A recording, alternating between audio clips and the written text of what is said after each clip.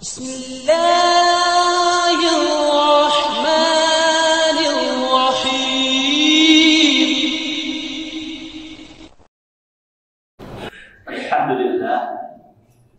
Alhamdulillahilladzi khalaqal mauta wal hayata liyabluwakum ayyukum ahsanu amalan. Asyhadu an la ilaha illallah wa asyhadu anna Muhammadar Rasulullah. Allahumma shalli ala sayyidina Muhammadin wa ala alihi wa sahbihi ajma'in. Amma ba'du. Yang kami hormati Ketua DKM Masjid Al-Ihsan dari Beta Dr. Nasrul senior kami. Begitu juga dengan pengurus yang lain yang kami hormati, pengurus DKM yang lain, kemudian juga para jamaah, bapak-bapak, ibu-ibu sekalian, jamaah sholat subuh yang dirahmati Allah. Mari kita panjatkan puji syukur kehadirat Allah Subhanahu wa Ta'ala pada subuh hari ini kita dapat bersilaturahim. Kita pertama itu dapat melaksanakan sholat subuh berjamaah dalam keadaan sehat, insyaallah. Dan kemudian kita juga bisa bersilaturahim pada hari ini, yaitu terutama diri saya bersyukur kepada Allah dapat bersilaturahim dengan Bapak Ibu semuanya, warga perumahan Puri Beta, yaitu jamaah Masjid Al-Ihsan. Bapak Ibu sekalian, kita sebelumnya mungkin kami akan memperkenalkan diri dulu. Bapak Ibu sekalian, mungkin yang belum kenal, saya kenalkan, nama saya Nikmatullah. Nikmatullah saja nama saya pendek sebenarnya, nikmatnya Allah. Kemudian orang tua saya Haji Mansur Hadi, maka tadinya ya Nikmatullah bin Mansur Hadi, tetapi kemudian dipendekkan menjadi Nikmatullah Mansur. Kemudian saya kebetulan juga berprofesi sebagai dokter, biasa dipanggil Dokter Nikmat. Dan saya berasal dari Cilegon, Banten. Di depan juga ada warga Cilegon yang pernah buka rumah makan sate bebek. Itu orang Cilegon, teman saya.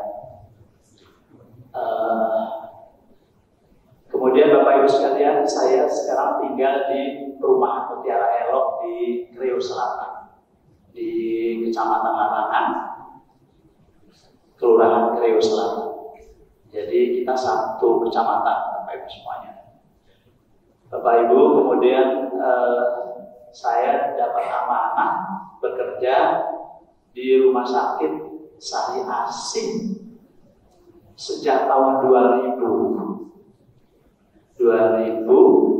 itu saya sudah kerja di Sari Asih, diamanati oleh pemilik Sari Asih. Jadi sudah berapa tahun? 21 tahun ya. Jadi di Sari Asih Karawaci 4 tahun, di Sari Asih Ciledug itu sudah 17 tahun. Jadi jumlah seluruhnya sudah 21 tahun dan sekarang sudah hampir pensiun. Sudah sampai hampir pensiun, dapat amanah di situ. Oleh karena itu pada pagi hari ini kami atas nama juga Sari Asih ingin kami bersilaturahmi di sini dan menyampaikan terima kasih. Selama ini barangkali Bapak Ibu pernah dilayani atau datang ke Sari Asih untuk mendapatkan pelayanan kesehatan. Kami sampaikan terima kasih atas kepercayaannya dan kemudian juga mohon maaf bila ada pelayanan yang dirasa masih kurang berkenan. Dan kami juga pada kesempatan ini nanti kalau mau ada yang memberikan masukan untuk kebaikan pelayanan Sari Asih, kami persilahkan ya. Kami dengan senang hati akan menerima masukan-masukan dari masyarakat supaya pelayanan kami terus meningkat. Bapak Ibu sekalian, di Rumah Sakit Sari Asi itu sekalian saja sedikit saya perkenalkan, adalah kami diberi amanah oleh pemilik untuk menjalankan Rumah Sakit Sari Asi ini dengan syariah Islam atau rumah sakit yang Islami. Jadi kami memberikan manajemen, melaksanakan manajemen secara syariah dan juga memberikan pelayanan juga dengan melaksanakan prinsip-prinsip syariah Islam atau memberi pelayanan secara Islami.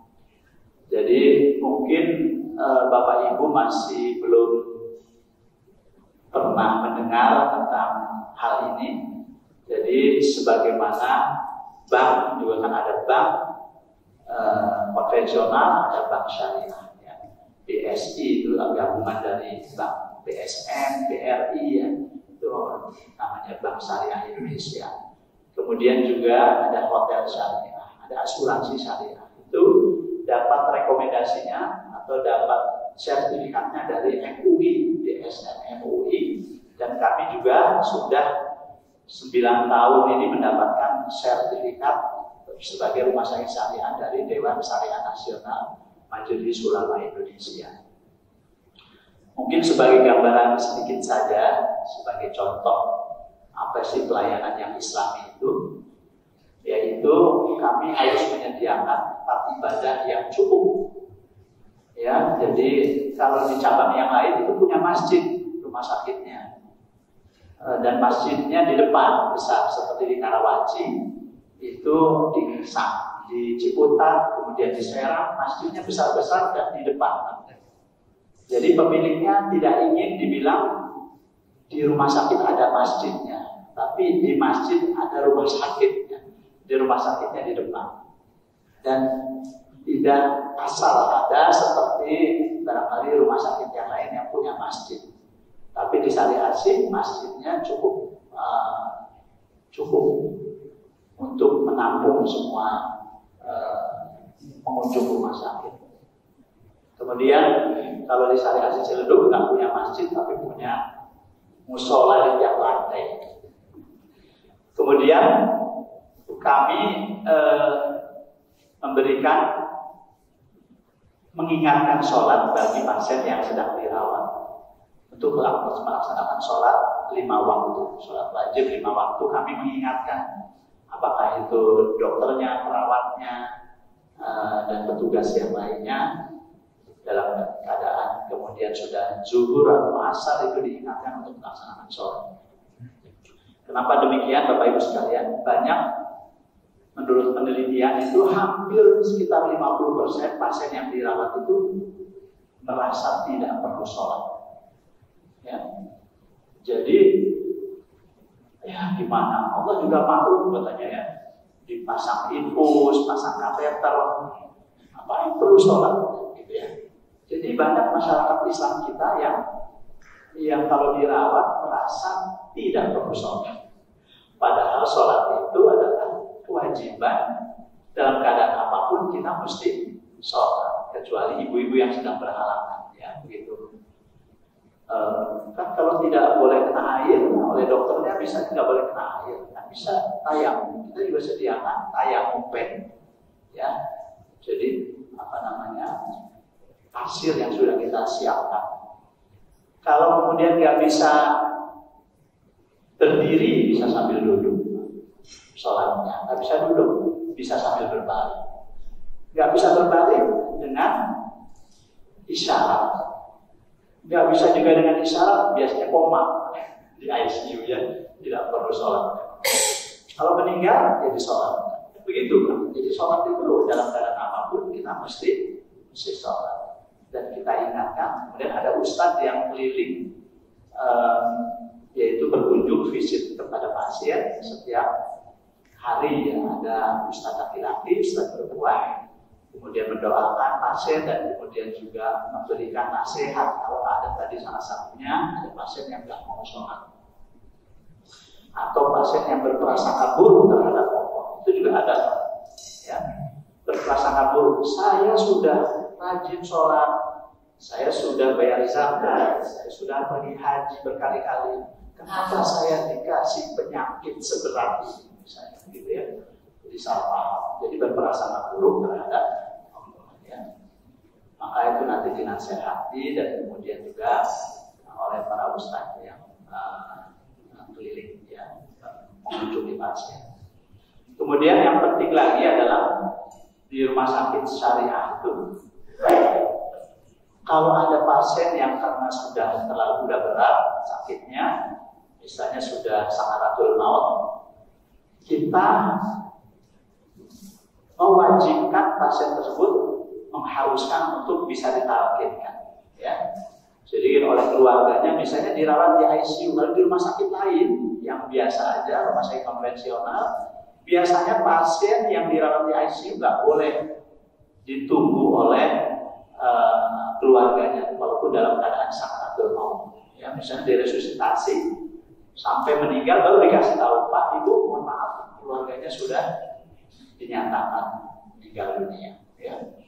Kalau kami kemudian meminta kepada keluarganya dalam keadaan sakaratul maut untuk masuk, walaupun di ruang ICU, masuk untuk mentalkinkan, untuk membacakan surat Yasin, membacakan Al-Quran, itu kita bolehkan. Ya, bahkan bisa kalau ada anaknya 3 orang, misalnya bapaknya dalam keadaan sakaratul maut, ya, itu boleh masuk ke dalam ruang ICU, ya, bergantian.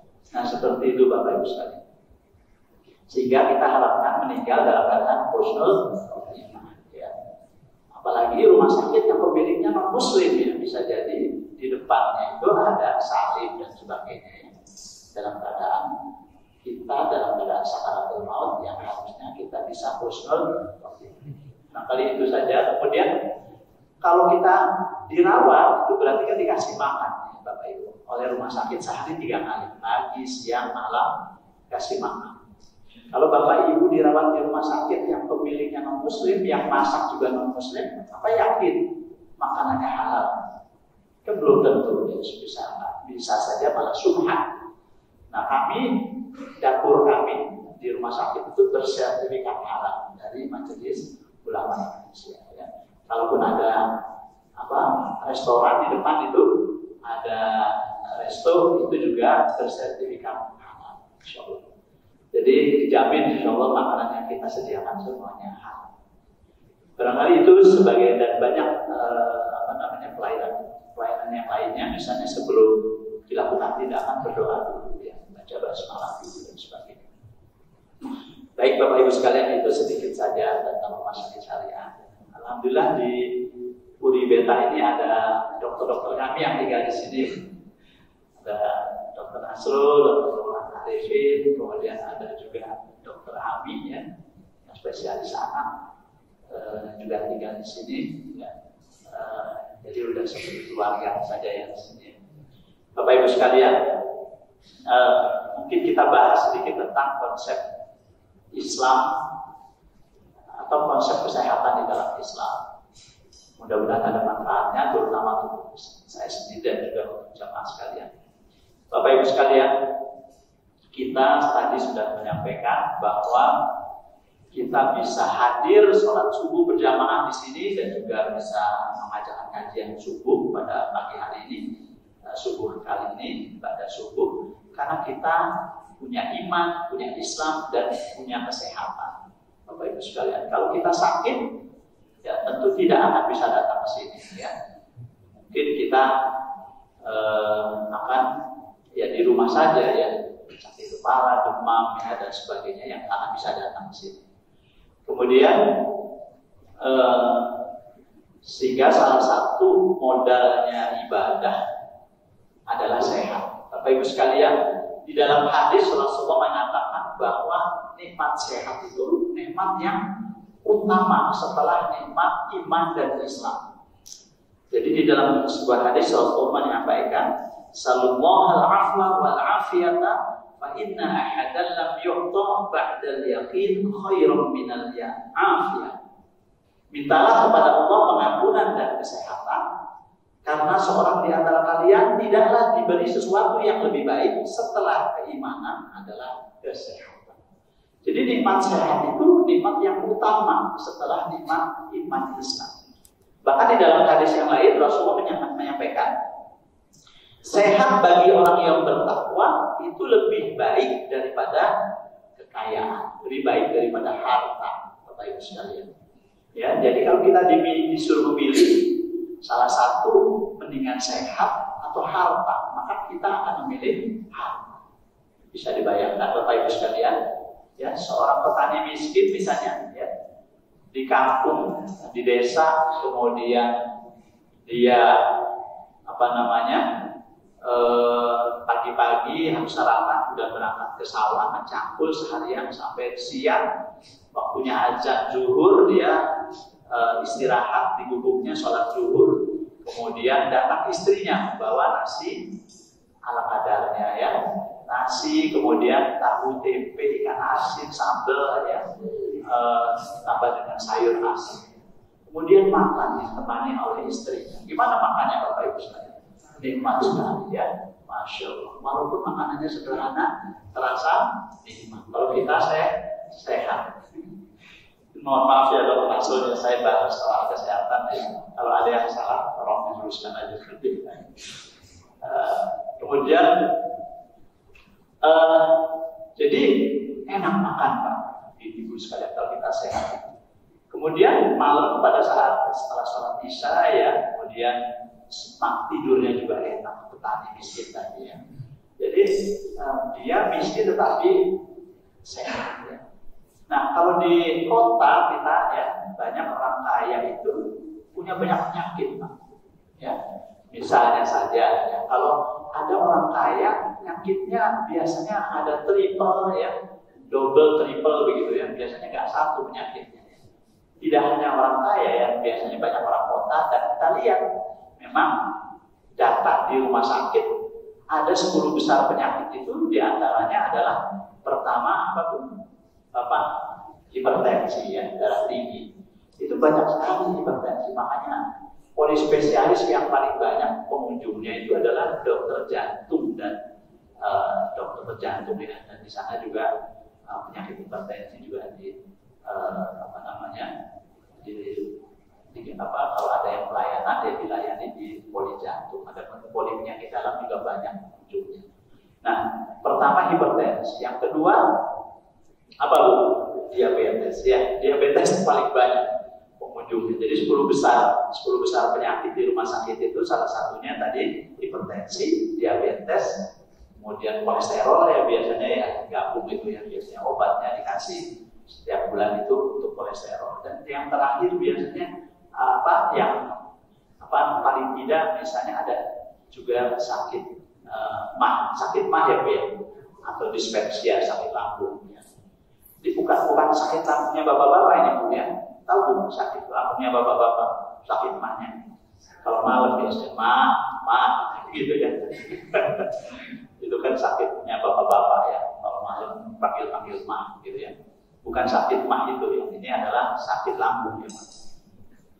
Nah, kalau ada seorang yang punya 3 penyakit itu saja, Pak, hipertensi, ya, diabetes, sama asam lambung tadi, ya, dispepsia atau mah. Biasanya dokter mengatakan kalau salah satu anjuran untuk yang sakit hipertensi nggak boleh makan asin-asin, Pak. Ya, asin-asin nggak boleh banyak-banyak. Kalau orang hipertensi makan ikan asin cepat sekali naik tekanan darah. Ya. Yang kedua, karena punya penyakit diabetes nggak boleh makan manis. Ya.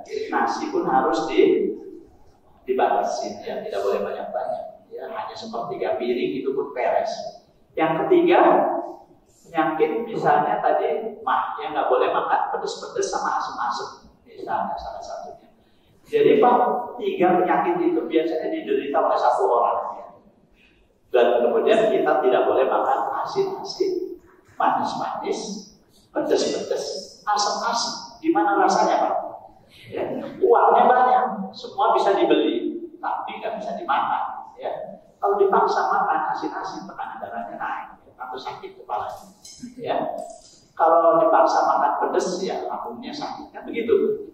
Akhirnya ya udah makannya hambar, ya makan apa yang enak-enak bisa dibeli tapi hambar. Nggak enak makan, nggak enak tidur juga ada sakit kepala, ada lemah dan sebagainya ya, sakit badan. Nah itulah barangkali kalau kita orang kaya yang sakit. Jadi memang betul yang dikatakan Rasulullah bahwa nikmat sehat itu lebih utama daripada nikmat harta. Oleh karena itu kita harus syukuri. Dengan cara apa? Disyukuri dengan cara menjaga agar kita tetap sehat. Jangan sampai sakit ya. Jaga tubuh kita dalam keadaan sehat. Nah, tentu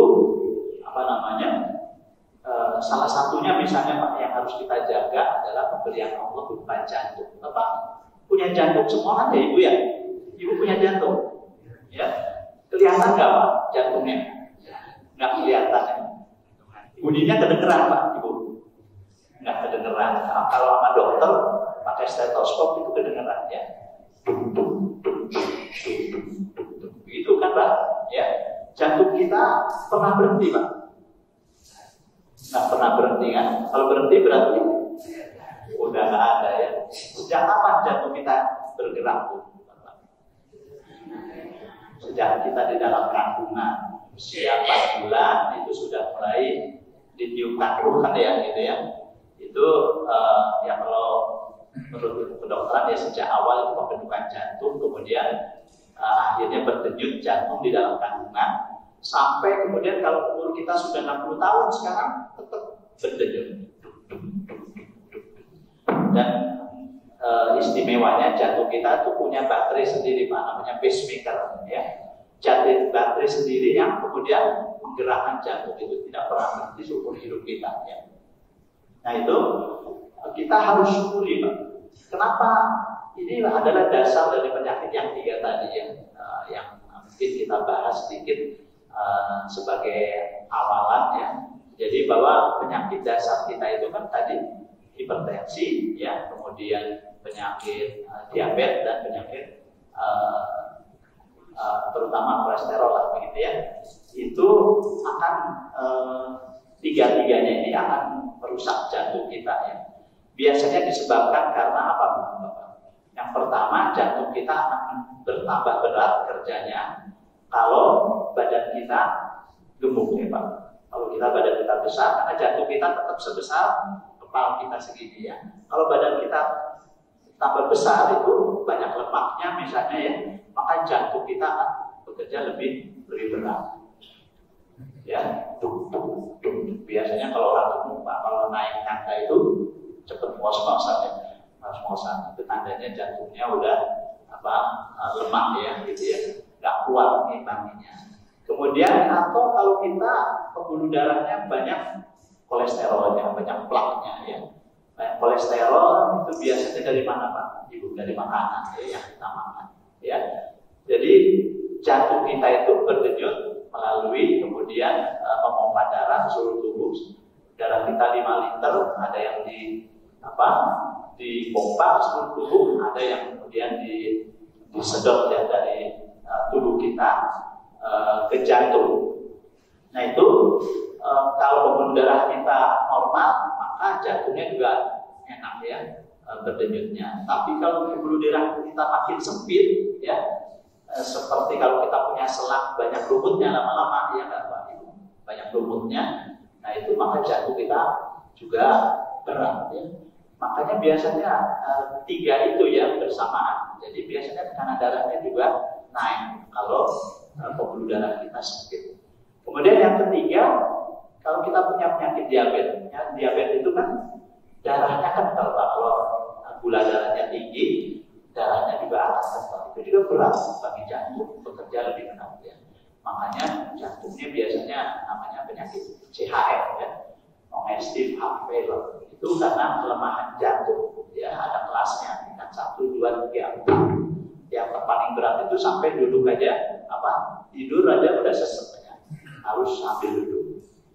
Nah itu kalau kita 3 hal itu, makanya kita jaga berat badan kita, makanan kita ya, jangan sampai merusak jantung kita. Termasuk juga rokok. Rokok kita itu juga akan melapisi merusak jantung ya, melapisi pembuluh darah. Dan kalau kita berat sampai mampet itu, sebenarnya kami membawa itu ya, ada gambarnya, tidak harus disediakan ini fokus, nggak apa-apa. Nanti kalau makin kecil itu makin sempit ya. Itu juga salah satunya karena nikotinnya, karena rokok itu juga merusak jantung. Nah, Bapak Ibu sekalian, kalau kita mau bersyukur pada Allah, la in syakartum la azidannakum wa la in kafartum inna adzabi lasyadid. Apabila kamu bersyukur, maka akan aku tambah nikmatku padamu. Apabila kamu kufur, tidak menerima ya, dan tidak memanfaatkan itu kesehatan untuk beribadah kepada Allah, beramal soleh ya, berbuat baik, maka sesungguhnya ada Allah akan terjadi. Oleh karena itu kita harus jaga jantung kita, tubuh kita supaya tetap sehat. Bapak Ibu sekalian, itu sebagai dasar. Ini sampai kita 5:30 ya, kira-kira waktu syuruk ya Bapak Ibu semuanya. Jadi lanjut dengan bahwa kita menjadikan Rasulullah itu sebagai suri tauladan yang terbaik bagi kita. Laqad kana lakum fi Rasulillahi uswatun hasanah. Dan pada diri Rasulullah itu terdapat suri tauladan yang terbaik bagi kita. Siapapun kita, apapun kita, salah satunya adalah masalah kesehatan, Bapak Ibu semua. Masalah kesehatan, Rasulullah itu bisa dijadikan contoh tauladan bagi kita, ya. Yaitu bahwa terbukti bahwa Rasulullah itu selama hidupnya tidak pernah sakit, Bapak Ibu semua. Menurut riwayat itu tidak pernah sakit. Sakitnya cuma sekali saja pada saat mau meninggalnya, yaitu pada saat usia 63 tahun. Jadi selama hidupnya itu tidak pernah sakit. Apalagi sakitnya tadi berhubungan dengan penyakit penyakit tadi seperti hipertensi, jantung, ya, stroke dan sebagainya. Enggak seperti itu. Jadi Nabi tidak menderita penyakit-penyakit seperti itu berdasarkan penelitian para dokter Muslim. Juga tidak pernah sakit. Dan dalam riwayat hadis-hadis juga akan pernah. Jadi sakitnya waktu usia 63 tahun itu pun sakitnya demam. Jadi pada tahun 11 Hijriah, ya, sepulangnya beliau dari ziarah ke Makam Baqi, ya, itu beliau kena sakit demam, ya, pada usianya yang 63 tahun, yang memang sudah selesai tugasnya dari Allah sebagai Rasul, ya, mengemban amanah untuk memberikan mengajak manusia kepada Allah, itu sudah selesai. Karena Mekah, Madinah semua kan sudah masyarakatnya sudah Islam semuanya, ya. Kemudian juga wilayah-wilayah sekitarnya juga sudah diselesaikan oleh Rasulullah. Dakwahnya sudah selesai 23 tahun. Kemudian Rasulullah diberi penyakit namanya ya penyakit demam. Jadi di dalam riwayat itu demam Rasulullah itu selama 14 hari, ya, sampai akhirnya pada tanggal 12 Rabiul Awal, ya, sama seperti lahirnya 12 Rabiul Awal tahun 11 Hijriah Rasulullah meninggal. Jadi menurut riwayat diuruskan Rasulullah pada saat sakitnya oleh istrinya dan oleh anaknya, ya, Fatimah, Aisyah dan Fatimah, Sayyidah Aisyah dan Sayyidah Fatimah itu demam dan sakit kepala keluhannya. Jadi kalau demam biasanya, jadi penyakit itu kan ada penyakit degeneratif seperti tadi, ya, ada penyakit infeksi. Jadi kemungkinannya infeksi, Bapak Ibu semuanya. Sepulangnya dari itu mungkin kemasukan kuman, apakah itu entah bakteri atau virus, waktu itu belum ilmu pengetahuan kedokteran belum maju, ya, belum ada, sehingga demam selama 2 minggu dan kemudian meninggal. Kan demam itu biasanya infeksi, Bapak Ibu, ya, ada demam berdarah, ada demam tifus, ya, ada demam COVID kemarin itu kan kita musim COVID, ya, itu juga cepat sekali membuat kemudian orang meninggal dunia. Jadi bukan karena kesalahan gaya hidup, ya, bukan karena Nabi itu memang sudah waktunya diberikan penyakit oleh Allah berupa sakit demam. Jadi dalam hidupnya nggak pernah sakit, Kenapa demikian? Nah, ternyata ada satu kisah, ada riwayat ya, bahwa Rasulullah itu pernah waktu itu berkunjung ke Mesir ya. Berkunjung ke Mesir, kemudian ketemu Raja Mesir Mukaukis ya. Kemudian Raja menghadiahi seorang tabib ya. Seorang tabib untuk menjadi asisten kesehatannya lah begitu ya. Ya Rasulullah, kata Raja ini saya hadiahkan seorang dokter ya, seorang tabib untuk ikut bersama engkau kemanapun barangkali supaya engkau dan sahabat kalau ada yang sakit ya bisa diobati lah, gitu kira-kira ya dilayani. Kemudian ikut bersama Nabi beberapa saat ya, dibawa ke Madinah, ke Mekah ya, kemana Rasul pergi beliau ikut. Suatu hari si dokter tadi menemui Nabi, ya Rasulullah, saya mau pulang saja ke Mesir. Kenapa? Kau dan para sahabat tidak pernah sakit ya. Saya nganggur katanya begitu ya. Jadi mendingan saya pulang aja ke Mesir karena di sana banyak orang sakit supaya lebih bermanfaat untuk saya ya. Kemudian si dokter tadi akhirnya kemudian pulang lagi ke Mesir. Tapi ya Rasulullah, sebelum saya pulang saya ingin bertanya kepadamu, kenapa apa rahasianya kau dan para sahabat tidak pernah sakit ya. Ini memang ada perbedaan pendapat ulama, ada yang mengatakan ini hadis ini sahih, ada juga yang mau yang bahwa hadis ini lemah atau hadis ini lemah lah ya, mau tuh. Jadi tetapi ada di sana pelajaran yang bisa kita ambil ya. Rasulullah mengatakan kami adalah umat yang tidak makan sebelum lapar dan berhenti makan sebelum kenyang. Ya, artinya makannya apa Pak? Tidak berlebihan, tidak kekurangan. Ya, kalau lapar ya makan, kalau kenyang ya berhenti, begitu ya. Jadi tidak berlebih-lebihan. Bahkan di dalam Al-Quran Allah juga katakan, ya, di dalam surat di dalam Al-Quran surat yang mengatakan wa kulu washrabu wa la tusyrifu ya. Kulu washrabu wa la tusyrifu. Makan dan minumlah dan janganlah berlebih-lebihan ya.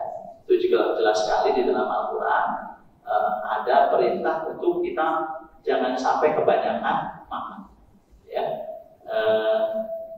Nah, jadi Nabi itu tidak banyak makan. Bahkan di dalam hadis-hadis yang lain yang sahih Rasulullah mengatakan makan itu tidak banyak-banyak, sedikit saja cukup untuk menegakkan tulang belakang kita.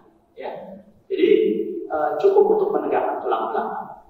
Sehingga akhirnya kalau kita kebanyakan makan kan timbullah penyakit degeneratif seperti saat ini. Ya. Itu karena kita bukan kurang makan tapi kebanyakan makan. Dan di dalam Quran juga Allah katakan kita diminta untuk Bapak Ibu semuanya memakan makanan yang halal dan yang thayyib ya, yang baik ya. Halalan thayyiban itu makanan yang kita perintahkan di dalam Al-Qur'an ya. Jadi makanan itu tidak asal makan, tapi makanan yang halal dan yang baik. Kulu fil ardi halalan thayyiban ya. Makan dari yang ada di bumi ini makanan yang halal dan yang baik. Yang baik itu yang halal, yang baik, dan yang baik adalah yang bergizi, yang bergizi dan tidak berlebihan. Nah, itu barangkali yang penting pelajaran yang kita bisa ambil dari Rasulullah, bahwa bahkan di dalam hadis Rasulullah mengatakan bahwa kalau kita makan itu Bapak Ibu semuanya jangan langsung tidur katanya ya, kata Rasulullah. Dan janganlah kalian langsung tidur setelah makan, karena dapat membuat hatinya menjadi keras, hati kalian menjadi keras ya. Itu di dalam hadisnya. Jadi betul Bapak Ibu sekalian, kan kita makan itu kan untuk tenaga ya, apalagi karbohidrat. Kan kita makan karbohidrat itu untuk tenaga. Untuk tenaga, kalau untuk beribadah, beramal soleh, bekerja, cari nafkah dan sebagainya, itu kan bekerja, itu beraktivitas, itu kita harus makan karbohidrat. Nah, kalau enggak, ya tubuh kita akan lemah. Ya, makanya kita makan karbohidrat. Tetapi kalau kebanyakan makanan yang kita makan dibandingkan dengan pekerjaan kita, tenaga kita yang kita lakukan, maka akan berlebih makanan kita, maka dirubah menjadi lemak. ya. Kemudian disimpan di dalam tubuh kita dalam bentuk lemak, ya, sebagai cadangan energi kita, ya. Biasanya di perut, kemudian di pinggul, di paha, ya, begitu ya. Itu biasanya banyak lemaknya. Itulah yang membuat beban kita jadi berat kalau kita kebanyakan makan, ya. Jadi tubuhnya jadi berat. Kemudian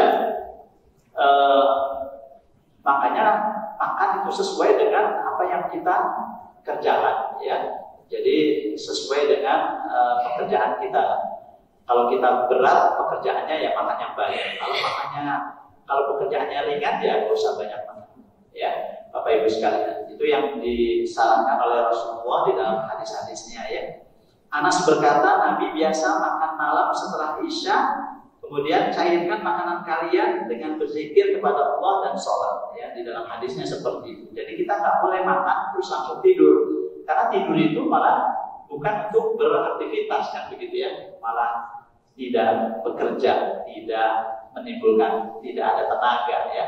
Sehingga kalau kita habis makan terus tidur, itu biasanya semuanya jadi lemak, ya. Begitu Bapak Ibu sekalian. Jadi makanya kita, itu kebiasaan kita biasanya sebelum tidur makan dulu, ya Bapak Ibu sekalian. Nah, itu barangkali yang bisa kami sampaikan. Kemudian Rasulullah juga mengatakan sumu tasyahud, berpuasalah kamu, niscaya kamu akan sehat, ya. Jadi dalam hal yang lain Rasulullah mengatakan sumu tasyahud, berpuasalah kamu, niscaya kamu akan sehat, ya. Jadi berpuasa itu menyehatkan Bapak Ibu semuanya, ya. Makanya di dalam Al-Quran itu Allah memerintahkan kepada manusia itu untuk melaksanakan, mewajibkan puasa, karena puasa itu dibutuhkan oleh manusia, ya. A'udzubillahi minasyaitonirrajim. Bismillahirrahmanirrahim. Ya ayyuhalladzina amanu kutiba 'alaikumusiyam kama kutiba 'alal ladzina min qablikum la'allakum tattaqun. Orang yang beriman, diwajibkan atas kamu berpuasa sebagaimana telah diwajibkan kepada orang-orang sebelum kamu, ya, agar kamu menjadi orang yang takwa. Jadi bahwa puasa itu diwajibkan kepada umat-umat Nabi yang lain juga, ya. Nabi Musa, mungkin Nabi Isa, Nabi Ibrahim, itu ada syariat puasanya. Jadi di sana jelas dikatakan, ya, karena puasa itu adalah bermanfaat bagi manusia, ya. Di dalam ayat berikutnya Allah katakan wa antasumu khairul lakum in kuntum ta'lamun. Dan berpuasa itu lebih baik bagimu jika kamu mengetahui. Jadi berpuasa itu menyehatkan Bapak Ibu semua. Dan jelas sekali tadi hadisnya sumu tasyahud. Ini hadis sahih. Berpuasalah kamu, niscaya kamu akan sehat. Dan Rasulullah itu berpuasa tidak hanya puasa wajib, ya. Puasa wajib bulan Ramadan, juga puasa sunnah. Puasa sunnah setiap bulan ada yaumil bid, ya, tanggal 13, 14, 15 setiap bulan itu kita puasa sunnah. Kemudian juga di dalam seminggu ada puasa Senin dan Kamis, ya. Senin dan Kamis ini adalah dalam sepekan 2 hari dipakai buat puasa. Rasulullah selalu melaksanakan puasa Senin dan Kamis, ya, sehingga tubuhnya itu sehat. Kenapa demikian? Puasa itu menyehatkan, paling tidak yang pertama mengistirahatkan pencernaan kita, ya. Dan yang kedua adalah cuci gudang, ya. Barangkali tadi itu membakar lemak-lemak yang ada di tubuh kita. Selain juga nanti yang ketiga adalah olahraga, ya. Olahraga Rasulullah juga sering melaksanakan olahraga, ya Bapak Ibu semuanya. Jadi bukan berarti Rasulullah nggak pernah olahraga, ya. Jadi kalau kita makanan berlebih, ya, kemudian di dalam sehari-hari kita pekerjaan kita kan, misalnya zaman sekarang ya orang kantor juga pekerjaannya ringan, ya, di belakang meja main komputer begitu, ya. Ibu-ibu juga sering mager, ya, malas gerak, ya. Jadi sambil nonton TV atau main HP seharian begitu, ya. Itu juga membuat kemudian makanan yang kita makan nggak jadi tenaga, tapi malah jadi lemak, ya Bapak Ibu semuanya. Karena kalau yang seperti itu kita imbangi dengan olahraga. Olahraga itu kan membakar lemak yang ada di dalam tubuh kita, ya. Jadi olahraga yang terbaik adalah seminggu 3 kali, ya, seminggu 3 kali, selama paling tidak setengah sampai 1 jam, ya.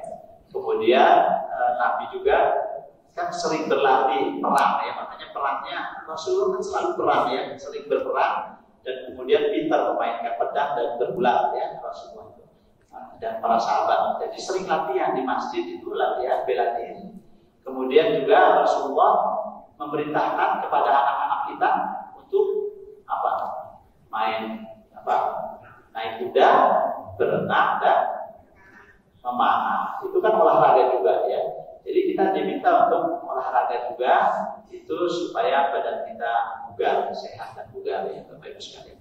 Jadi saya lanjutkan tadi, dengan puasa kita bisa istirahatkan pencernaan kita. Bapak Ibu semua, kalau kita sehari-hari tidak berpuasa, itu praktis kita tidak pernah istirahat pencernaan kita ya Pak Dr. Nasrul dan ahlinya. Jadi kalau kita makan satu piring Pak, tubuh kita akan mengelola makanan kita itu selama 8 jam. Ada fase gastrik, fase intestinal dalam lambung, kemudian di saluran cerna itu selama 8 jam. Jadi kalau kita diolah oleh tubuh kita ya, ambil sari-sari makanannya, kemudian itu selama 8 jam. Singkatnya seperti itu ya Bapak Ibu semuanya. Nah, kalau kita sehari-hari makan pagi jam 7, selesai diolah 8 jam 3 sore ya Pak. Nah, itu kita belum lagi ada snack ya, jam 10, jam 11 begitu ada snack. Biasanya kita makan udah mulai lapar. Tadi kata Nabi, makanlah kalau tidak makan sebelum lapar dan berhenti makan sebelum kenyang. Itu sebenarnya pas ya, pas. Jadi sama seperti kita punya motor, ya. Kalau sudah kosong bensinnya, jadi isi bensin, ya begitu. Begitu juga dengan lambung kita kalau sudah mulai kosong, ya diisi, ya begitu. Kita lapar, kemudian kita makan. Kalau sudah kenyang, bensinnya udah penuh, ya jangan ditambah lagi, pasti tumpah bensinnya. Begitu juga tubuh kita, kalau kita sudah kenyang, ya jangan terus ditambah lagi. Jadi enggak kebanyakan makan. Jadi cukup makannya, tidak kurang dan tidak lebih ya. Kalau sudah lapar makan, kalau sudah kenyang ya berhenti makan. Begitu ya, jangan nambah lagi. Kalau kita kan enggak begitu ya Bapak Ibu semuanya ya. Ya, udah kenyang juga masih makan lagi, tambah lagi, tambuci ya. Kemudian belum lapar sudah makan lagi ya. Jadi kebanyakan makan, apalagi makanannya banyak yang goreng-gorengan. Ya zaman sekarang kan begitu ya Pak Ibu ya. Coba nasi goreng ya, ayam goreng, berbagai macam bentuknya, juga ayam goreng juga lah sebutnya ya, begitu, tahu goreng ya, pisang goreng, semuanya digoreng ya. Itu padahal kan bisa direbus ya, bisa dipepes, bisa dibakar ya, sehingga tidak banyak minyak ya. Nah, itu salah satu yang membuat tubuh kita banyak kolesterolnya. Bapak Ibu sekalian, jadi kalau kita nggak puasa itu praktis tubuh kita, pencernaan kita tidak pernah istirahat ya. Terus saja bekerja ya, pagi siang. Jadi sampai jam tadi kalau kita makan jam 7 pagi selesai diolah jam 3 sore. Jam 1 siang sudah makan siang. Kalau makan siang jam 1 selesai diolah jam berapa? Jam 9 malam ya. Jam 7 malam sudah makan malam. Kan begitu ya? Kalau makan kita terakhir jam 10 malam mau tidur tadi selesai diolah jam 6 subuh ya. Jadi nggak pernah istirahat. Oleh karena itu dengan kita puasa bisa istirahatkan pencernaan kita ya. Kalau kita sahur jam 4 subuh, maka selesai diolah makanan sahur kita jam berapa? Jam 12 ya. Jadi dari jam 12 subuh sampai maghrib, maka pencernaan kita bisa istirahat ya. Bisa istirahat, sekali-kali istirahat ya, seminggu sehari, seminggu 2 kali, Senin dan Kamis. Dalam sehari 5 jam.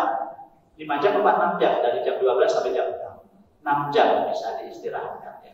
Kemudian yang kedua, memang makanan sahur dan buka itu tidak cukup. Karena Nabi mencontohkannya makan sahur itu 1 porsi. Makan buka juga 1 porsi. Didahului dengan makan kurma 3 biji, kemudian sholat maghrib, kemudian baru makan beratnya 1 porsi saja, nggak berlebihan ya. Kalau kita kan enggak ya, biasanya puasanya puasa balas dendam ya Bapak Ibu semuanya. Sehingga tidak menurunkan berat badan. Mestinya puasa yang normal itu menurunkan berat badan. Ya. Jadi kalau sebelum bulan Ramadan kita ditimbang ibu-ibu beratnya misalnya 60 kilo, ya. Nah nanti bulan Syawal ditimbang lagi, mestinya turun ya, jadi 55 kilo atau 50 kilo mestinya. Ya. Tapi kenyataannya gimana Bu? Malah tambah ya.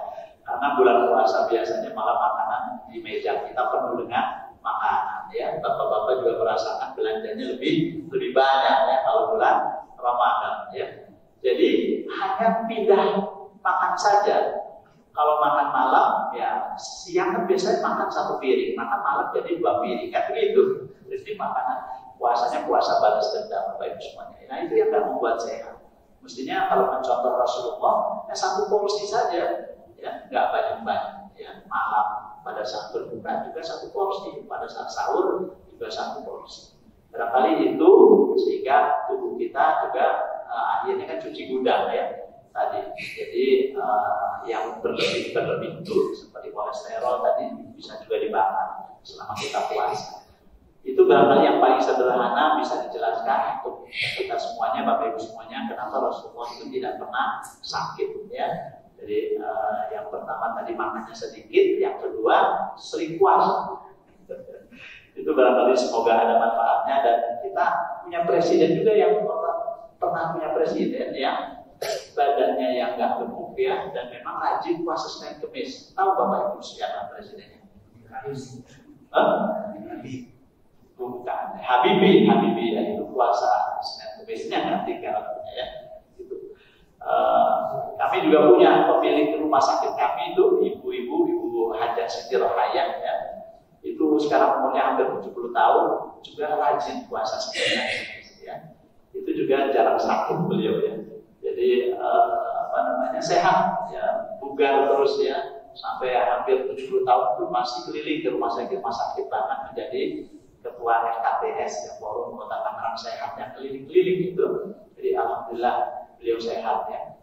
Jadi saya kira itu yang bisa kami sampaikan. Pasti 5:30 ya, agak terburu-buru. Biasanya sampai jam 6 ya, tapi sekarang subuhnya lebih cepat ya, lebih cepat sehingga 5:30 sudah hampir subuh. Demikian, barangkali ada pertanyaan Bapak Ibu semuanya dan bisa dijawab di sini. Ada dokter juga ya kayaknya ya. Ada dokter juga di sini yang perempuan, ada namanya dokter juga tinggal di sini ya. Silahkan Bapak Ibu kalau ada yang mau disampaikan. Termasuk ini ya Bapak Ibu kalau tadi ada, karena gini sebelumnya lupa. Katanya ada isu kalau mau masuk syariah itu susah dapat kamar. Benar nggak Bapak Ibu? Susah ya dapat kamar ya, gitu. Nah ini sekalian aja saya jelaskan ya. Kenapa susah dapat kamar? Ya memang penuh rumah sakitnya ya. Jadi sebelum ada BPJS dulu itu rumah sakit itu orang datang ke rumah sakit kalau sudah sakit berat karena kan bayarnya mahal ya. Setelah ada BPJS, alhamdulillah sini Kota Tangerang itu hampir 100% ya masyarakatnya yang punya KTP Kota Tangerang itu punya BPJS. Jadi akhirnya semua rumah sakit penuh sekarang karena dikit-dikit sakit rumah sakit, dikit-dikit rumah sakit kan begitu ya Bapak Ibu. Akhirnya semua rumah sakit penuh ya, mau Syariah Asih, mau Medical Study, mau Bakti Asih dan sebagainya itu penuh. Makanya biasanya susah dapat kamar. Nah tapi insya Allah nanti kalau ada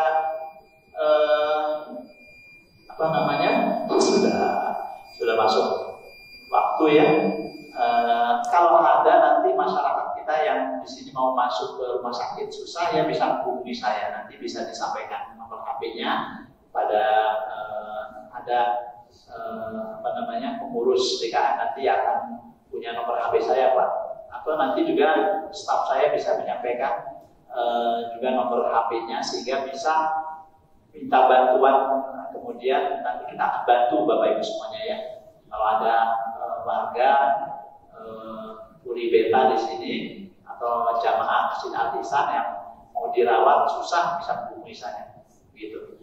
Jadi insya Allah akan dibantu. Silahkan Bapak tadi ada yang mau sampaikan sebentar. 3 pertanyaan. Kami bertanya, sekarang ada penyakit, orang sekarang banyak sakit, maksudnya itu. Tapi sekarang ada medis. Nah sekarang di dokter seperti itu. Tapi juga sekarang ada ustaz kiai yang istilahnya memakai doa dan juga biji-biji dan lain sebagainya. Jadi kami minta penjelasan bagaimana secara medis, bagaimana kita berhubungan sama Allah Subhanahu wa taala. Insyaallah. Baik, Bapak Ibu sekalian.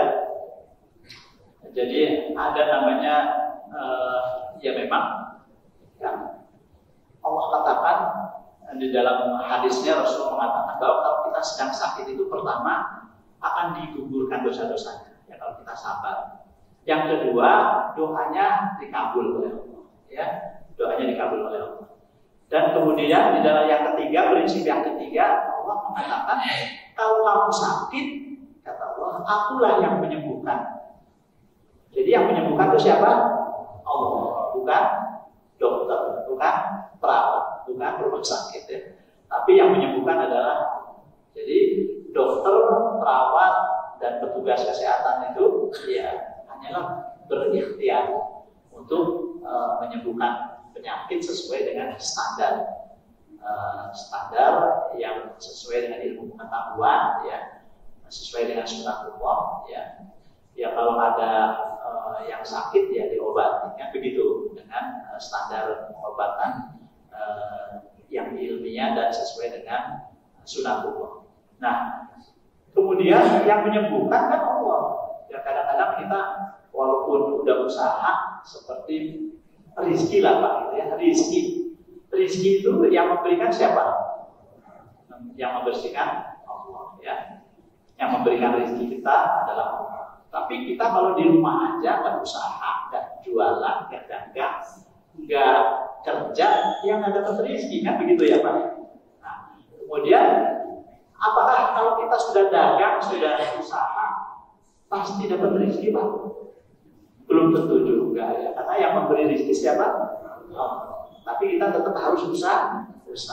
Makanya sambil kita berusaha dapat rezeki, sambil berdoa, ya Allah, berilah kami rezeki yang cukup. Kan begitu, berkahilah rezeki yang Kau berikan kepada kami dan sebagainya. Jadi tetap Allah yang memberi rezeki, tapi kita tetap usaha, tetapi Allah yang memberinya dan kita harus berdoa supaya kita dapat rezeki yang cukup. Begitu juga kesehatan. Jadi yang menyembuhkan penyakit itu Allah, ya. Kemudian yang usaha adalah para dokter, ya. Kemudian belum tentu dokter berusaha terus sembuh penyakitnya. Maka karena yang menyembuhkan kan Allah, maka kita berdoa supaya penyakitnya sembuh. Begitu ya Bapak Ibu semuanya. Jadi belum tentu obat yang kita minum, operasi yang kita lakukan kemudian menyembuhkan ya. Jadi bisa jadi kalau Allah belum memberikan kesembuhan ya, jadi tetap aja sakit gitu ya, walaupun sudah minum obat dan sebagainya.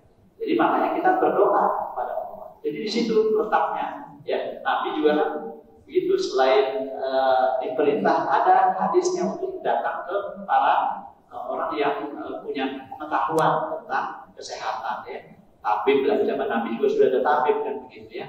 Tapi Nabi juga ngasih minum, kemudian didoakan ya oleh Nabi, kemudian diminumkan pada yang sakit kan begitu. Sekalian minum. Jadi seperti itu juga didoakan oleh Nabi supaya obat yang kita makan ya, kemudian dokter yang sudah mengobati itu dikabul oleh Allah begitu supaya kita jadi sehat. Begitu ya Bapak Ibu semuanya ya, paham ya? Jadi tetap, jadi jangan juga kita sombong dokter. Misalnya, udah kalau nggak saya obati nggak sembuh. Siapa bilang yang obatin, yang menyembuhkan bukan dokter, tapi Allah. Ya. Jadi itu ada di dalam Al-Quran. Jadi seperti itu. Ada lagi yang lain Bapak Ibu? Cukup? Silakan. 3 orang aja ya. Ya. Assalamualaikum.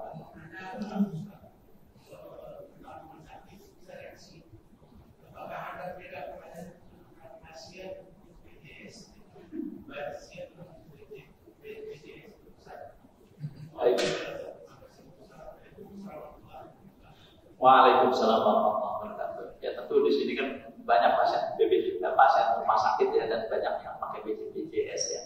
Jadi ada anggapan katanya kalau pakai tunai lebih baik daripada BPJS, kan begitu ya, beda ada perlakuannya. Padahal kami sudah menyampaikan pasien apapun ya, apakah BPJS atau pasien tunai, semuanya dilayani dengan baik. Nah, ya, jadi kelas 1 dengan kelas 3 atau kelas VIP, pasien orang kaya dengan pasien orang miskin, pelayanannya sama saja, senyumnya sama saja, obatnya sama saja ya.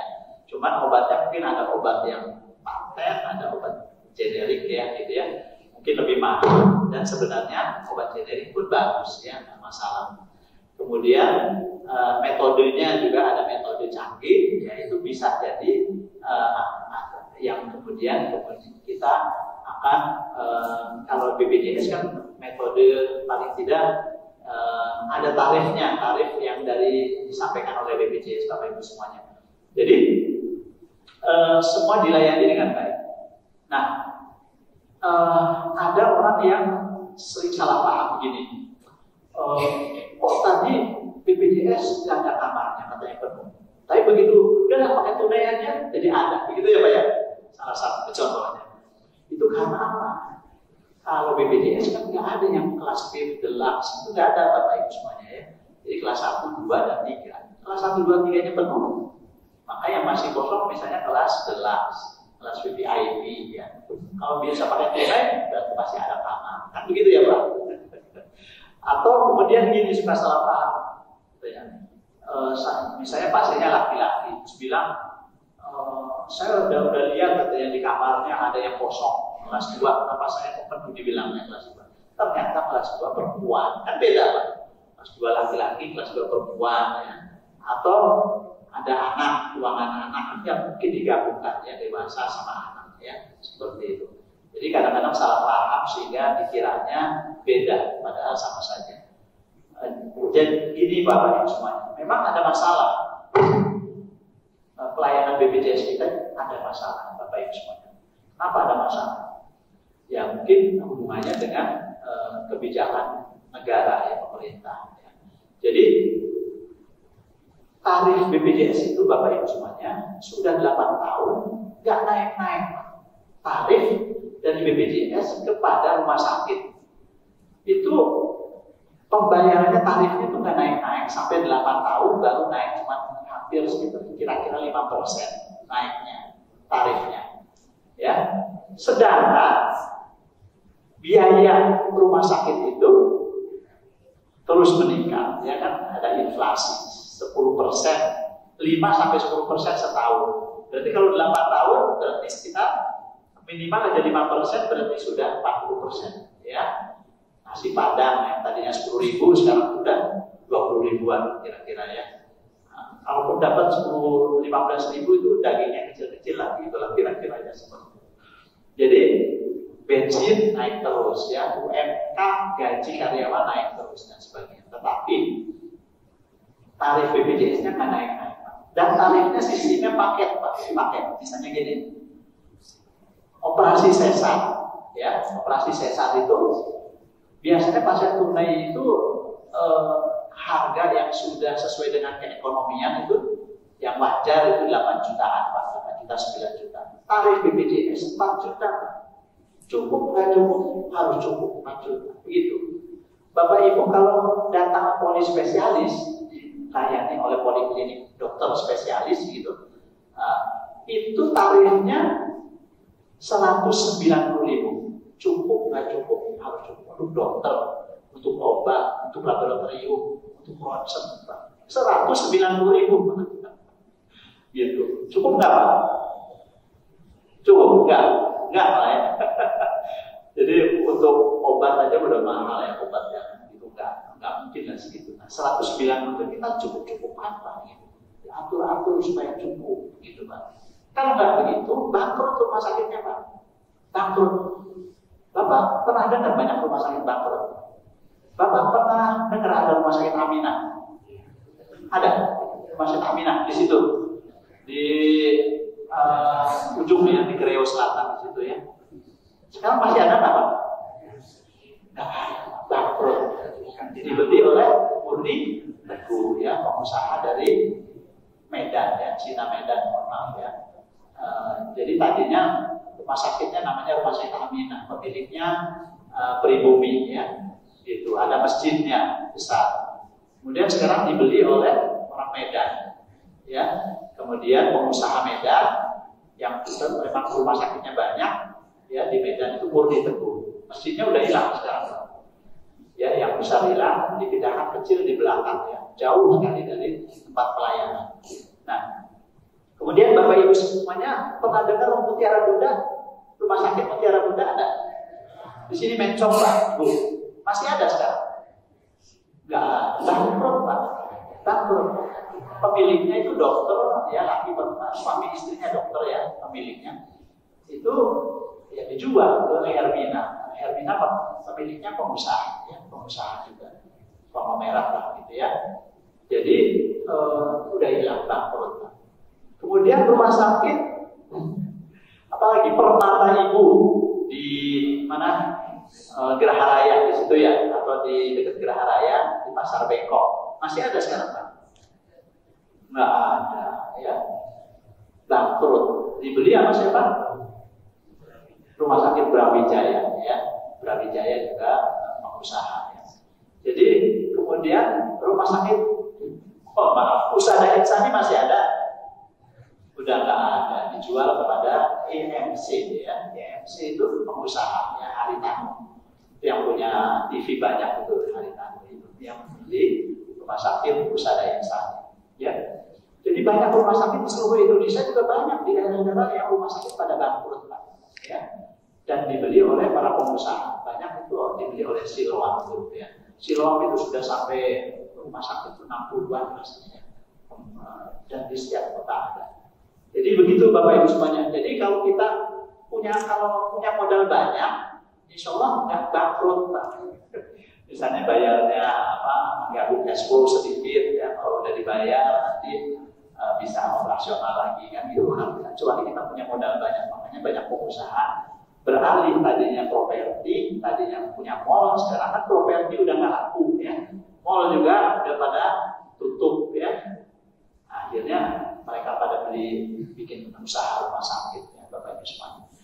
Begitu Bapak Ibu ya. Jadi nanti diharapkan pemerintah itu menaikkan tarif BPJS-nya kepada rumah sakit ya, gitu ya.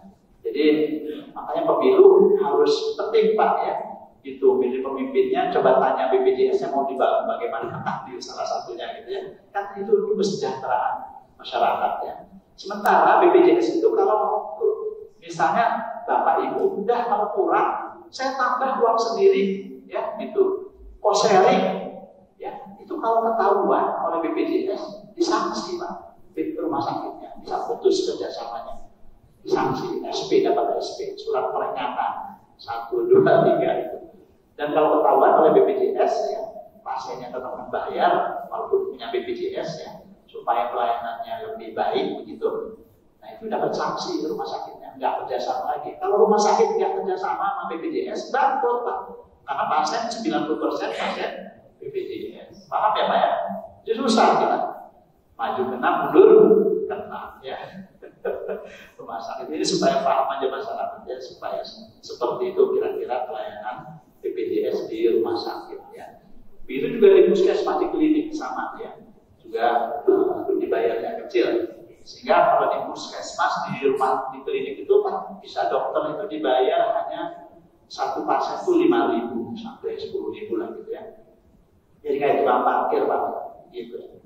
Itu kalau kita melayani pasien BPJS kira-kira seperti itu. Baik, dan cukup ya. Sudah. Pak Haryono terima kasih. Jadi Pak Haryono juga punya nomor HP saya ya. Nanti kalau tadi ada warga komplek ini, perumahan atau warga jamaah Masjid Al-Ihsan, kalau nanti dirawat nggak dapat kamar, nanti hubungi Pak Haryono. Nanti Pak Haryono punya nomor HP saya, ya Pak Haryono ya. Jadi nanti bisa dibantu ya. Paling tidak kan dikasih tahu nanti adanya jam 9 pagi misalnya ya. Kalau pagi itu banyak pasien yang dipulangkan oleh dokter udah sembuh, maka kemudian bisa dibantu supaya bisa masuk dan pulang dulu bisa ya. Kalau sakitnya nggak terlalu berat, kalau sakitnya berat ya biasanya kita layani tetap ya. Sementara dirawat dulu di IGD, kemudian kalau ada ruangan udah ada yang kosong ya masuk gitu. Demikian Bapak Ibu semuanya, cukup ya, sudah suruh masuk. Nah, kita akhiri pertemuan kita ini untuk silaturahim saya, terutama terima kasih kepada DKM, kepada Bapak Ibu semuanya. Nanti kalau ada yang ibu-ibu misalnya ya, mungkin lebih leluasa kalau ada pengajian ibu-ibu, boleh juga ya. Kita ngobrol-ngobrol lebih detail tentang masalah kesehatan ya, dan masalah rumah sakitan atau apalah namanya ya, kita bisa bahas bersama. Demikian, terima kasih dan mohon maaf bila ada kata-kata yang kurang berkenan. Kita akhiri dengan baca hamdalah alhamdulillahirabbil alamin, dia doa kafaratul majelis, subhanaka Allahumma wa bihamdika asyhadu an la ilaha illa anta astaghfiruka wa atubu ilaik. Assalamualaikum warahmatullahi wabarakatuh.